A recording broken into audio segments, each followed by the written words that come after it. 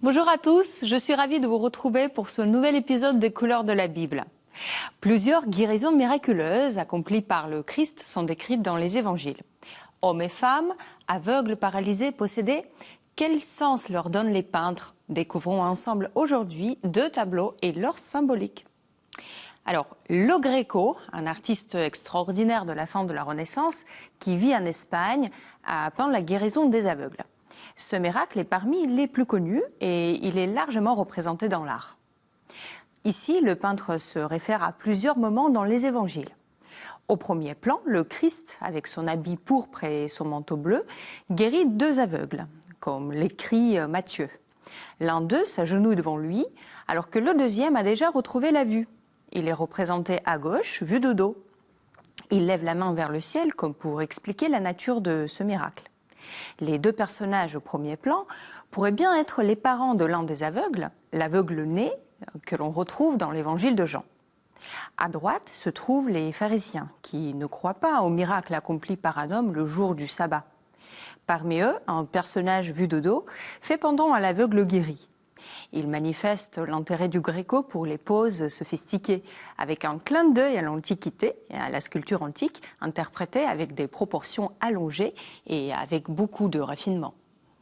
De toutes ces figures, celle du Christ est particulièrement mise en valeur et bien lisible par le spectateur. Les couleurs chatoyantes de ses vêtements se marient harmonieusement avec les rouges, bleus, verts et ocres des autres personnages. Cette symphonie éclatante ressort sur le fond d'une architecture au ton presque éthéré, qui creuse l'espace du tableau et qui confère beaucoup de dynamisme à la toile. Le tableau du Greco, plutôt que de se référer à un seul texte biblique, représente la capacité du Christ à guérir. Le miracle des aveugles a été perçu comme la sortie de l'humanité des ténèbres dans lesquelles elle a été plongée depuis le péché originel. Cette interprétation s'inscrit pleinement dans le contexte de la nouvelle théologie qui se met en place dès les années 1560 et qui attribue à l'art plusieurs fonctions, dont celle d'instruire le fidèle. Fonction accomplie par le tableau du Greco. Jésus apparaît ici comme source de lumière et son Église révélatrice de la vérité. Une atmosphère différente règne dans le tableau de Peter Lastman, peintre hollandais du XVIIe siècle et futur maître de Rembrandt. Il peint guérison de la fille d'une cananéenne, une païenne possédée par un démon. Le Christ se tient au centre, entouré par ses disciples qui l'incitent à répondre à la demande persistante de la femme qui le supplie à genoux d'aider sa fille. Le personnage avec un livre à droite de la composition serait l'évangéliste Matthieu qui raconte cette histoire. Jésus répond à la femme qu'il ne convient pas de jeter le pain des enfants aux chiens, signifiant qu'il agit pour le salut des Juifs, ses enfants, et non pas pour celui des païens. D'ailleurs, 2 enfants que le Christ désigne sur la gauche sont en train de manger du pain et 2 petits chiens jouent devant la femme cananéenne. Elle ne se décourage pas, disant que les chiens mangent bien des miettes de la table de leur maître.